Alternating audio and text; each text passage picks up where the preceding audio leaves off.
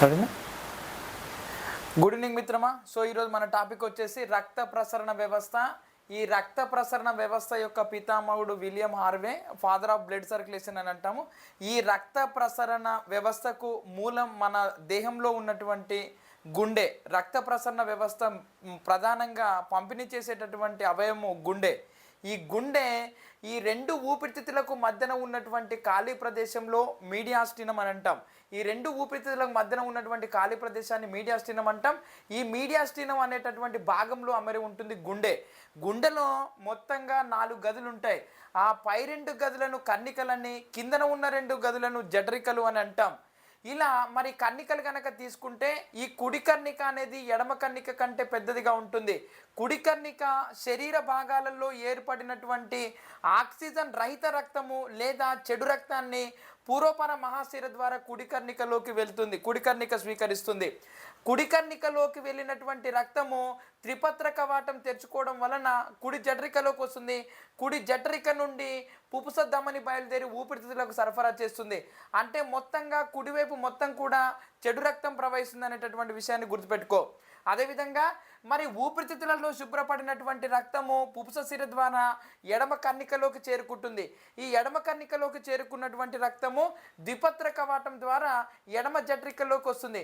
ఎడమ జఠరికలోకి వచ్చినటువంటి మంచి రక్తము లేదా ఆక్సిజన్ సహిత రక్తము దైహిక మహాధమని లేదా బృహద్ధమని ద్వారా శరీర భాగాలకు సరఫరా అవుతుంది.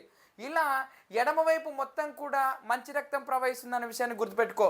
అదేవిధంగా కుడివైపు గుండె 1/3 వంతు ఆవరించి ఉండగా ఎడమవైపు గుండె 2/3 వంతు ఆవరించి ఉంటుంది. ఇది మనకు ఎగ్జామ్లో వచ్చినటువంటి బిట్. అదేవిధంగా మరి ఇక్కడ కర్ణికలను తీసుకుంటే కుడి కర్ణిక తీసుకుంటే పూర్వపర మహాశిరతోటి అంతమవుతుంది. అదేవిధంగా ఎడమ కర్ణిక తీసుకుంటే పుపుస శిరతోటి అంతమవుతుంది. కాబట్టి కర్ణికలను సిరలు అంతమయ్యే గదులు అని పిలుస్తారు. అదేవిధంగా ఇక్కడ ఒకసారి కనుక గమనిస్తే కుడి కర్ణిక శరీరంలో ఏర్పడినటువంటి ఆక్సిజన్ రహిత రక్తాన్ని స్వీకరిస్తుంది. ఎడమ కర్ణిక ఊపిరితిత్తులలో శుభ్రం చేయబడినటువంటి ఆక్సిజన్ సహిత రక్తాన్ని స్వీకరిస్తుంది. అందుకనే కర్ణికలను స్వీకరించే గదులు మరియు సిరలు అంతమయ్యే గదులు అని పిలుస్తారు. అదేవిధంగా మరి ఒకసారి జఠరికలను కనుక పరిశీలిస్తే ఈ కుడి జఠరిక అనేది ఊపిరితిత్తులకు రక్తాన్ని సరఫరా చేస్తుంది. ఎడమ జఠరిక అనేది శరీర భాగాలకు రక్తాన్ని సరఫరా చేస్తుంది. కాబట్టి జఠరికలను ఏమంటాము అనంటే జఠరికలను ధమనులు ప్రారంభమయ్యే గదులు అని మరియు సరఫరా చేసే గదులు అని పిలుస్తాం. ఎట్ ది సేమ్ టైం మనం వెళ్తే ఇక్కడ కుడి జఠరిక మధ్యన ఉండేటటువంటి కవాటము త్రిపత్ర కవాటము, ఎడమ జఠరిక మధ్యన ఉండేటటువంటి కవాటము ద్విపత్ర కవాటము లేదా మిట్రల్ కవాటము. ఈ త్రిపత్ర కవాటము ఈ ద్విపత్ర కవాటము రెండు కూడా సంకోచించినప్పుడు వచ్చేటటువంటి మూసుకున్నప్పుడు వచ్చేటటువంటి శబ్దము లబ్. అంటే మనం ఇక్కడ గుర్తుపెట్టుకోవాల్సింది ఏంటి అనంటే ఈ త్రిపత్ర కవాటము ద్విపత్ర కవాటము రెండు కూడా సంకోచించినప్పుడు వచ్చేటటువంటి శబ్దము లబ్. అదేవిధంగా ఈ కుడి జఠరిక నుండి పుపుసధమని బయలుదేరే చోట ఉండేటటువంటి కవాటము పుపుస కవాటము. అదేవిధంగా ఎడమ జఠరిక నుండి దైహిక మహాధమని ప్రారంభమయ్యే చోట ఉండేటటువంటి కవాటము దైహిక కవాటము. ఈ కుడి జఠరిక నుండి పుపుసధమని ప్రారంభమయ్యే చోట ఉండే పుపుస కవాటము. ఎట్ ది సేమ్ టైం ఎడమ జఠరిక నుండి దైహిక మహాధమని ప్రారంభమయ్యే చోట ఉండేటటువంటి దైహిక కవాటము. ఈ రెండు కూడా సంకోచించడం వల్ల వచ్చేటటువంటి శబ్దము డబ్బు. ఇలా ఈ లబ్బు డబ్బు అనేవి రెండు లయబద్ధంగా జరుగుతూ ఉంటాయి. ఇలా ఈ లయబద్ధంగా ఒక లబ్బు ఒక డబ్బు రెండింటిని కలిపి మనం ఒక హృదయ స్పందన, ఒక హార్దిక వలయం అని అంటాం. ఇలా ఒక లబ్బు ఒక డబ్బు కలిసి రెండింటిని కలిపి మనం హృదయ స్పందన అని అంటాము. ఈ హృదయ స్పందన పూర్తవడానికి మనకు 0.8 సెకండ్స్ సమయం పడుతుంది. 0.8 సెకండ్స్ సమయం పడుతుంది. అందులో ఈ కర్ణికల సంకోచానికి 0.11 నుంచి 0.14 సెకండ్ సమయం పట్టగా, అదేవిధంగా జఠరికల సంకోచానికి 0.27 నుంచి 0.35 సెకండ్ సమయం పడుతుంది.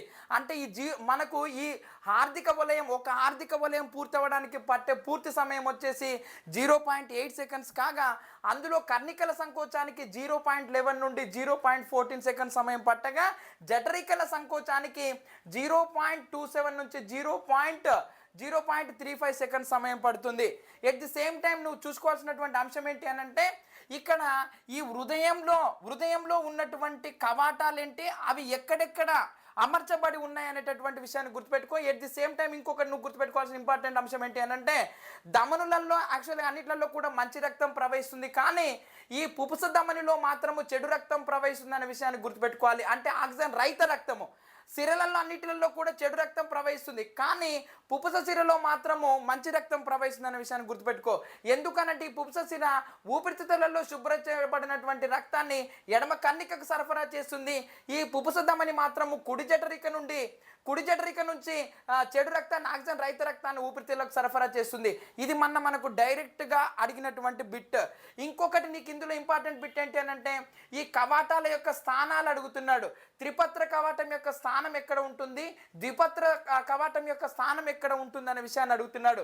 ఎట్ ది సేమ్ టైం నువ్వు గుర్తుపెట్టుకోవాల్సిన అంశం ఏంటంటే మిత్రమా, ఈ గుండె గురించి అధ్యయనం చేసే శాస్త్రాన్ని మనం కార్డియాలజీ అని అంటాం. అదేవిధంగా ఈ గుండెకు రక్తాన్ని సరఫరా చేసేటటువంటి ధమనులను కరోనరీ ధమనులు అని అంటాం. ఈ గుండెకు రక్తాన్ని సరఫరా చేసేటటువంటి ధమనులను కరోనరీ ధమనులు అని అంటాం. ఈ కరోనరీ ధమనులలో ఆటంకాలు ఏర్పడితే వచ్చేటటువంటి స్ట్రోకే దాన్ని మనము కార్డియాక్ అరెస్ట్ అని అంటాం, అంటే హార్ట్ అటాక్ అని అంటాం.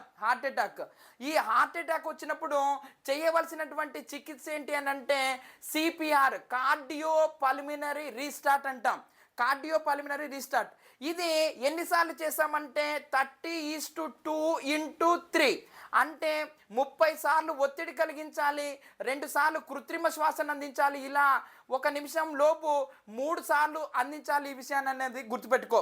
అంటే సిపిఆర్ హార్ట్ అటాక్ వచ్చినప్పుడు చేసేటటువంటి చికిత్స సిపిఆర్, కార్డియో పల్మినరీ రీస్టార్ట్. అంటే గుండె ఊపిరితిత్తులు కలిసి మళ్ళీ చేసేటటువంటి క్రియను మనం సిపిఆర్ అంటాం. ఈ సిపిఆర్ను నువ్వు వెళ్ళా గుర్తుపెట్టుకోవాలని అంటే 30:2:3, 30 సార్లు ఒత్తిడి కలిగించాలి, 2 సార్లు కృత్రిమ శ్వాసను అందించాలి.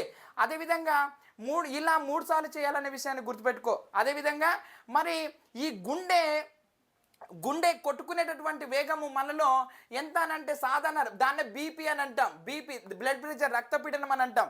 సాధారణ రక్తపీడనం ఎంత అనంటే 120/80 ml/Hg, 120/80. ఈ 120 అనేదేమో సిస్టోలిక్ పీడనాన్ని సూచించగా 80 అనేదేమో డయాస్టోలిక్ పీడనాన్ని తెలియజేస్తుంది. అదేవిధంగా మరి మనం హై బీపీ అని అంటాం. హై బీపీ అంటే ఏంటి అని అంటే డెఫినేషన్ ఏంటి అని అంటే విశ్రాంతి సమయంలో కూడా ఈ సాధారణ రక్తపీడనం కంటే వేగంగా గుండె కొట్టుకుంటే దాన్ని మనము హై బీపీ అని అంటాం.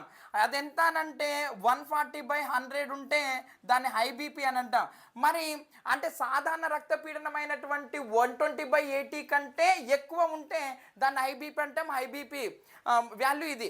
అదేవిధంగా మరి లో బీపీ అంటే ఏంటి అని అంటే సాధారణ రక్తపీడనం కంటే తక్కువగా ఉంటే దాన్ని మనము లో బీపీ అని అంటాం. అదెంత అనంటే 90/60. ఇది మనకు లో బీపీని తెలియజేస్తుంది. ఈ విధంగా మనం హై బీపీ, లో బీపీ, లబ్బు, డబ్బు, ఈ కవాటాల యొక్క స్థానాలను గుర్తుపెట్టుకుంటే ఈ గుండె మీద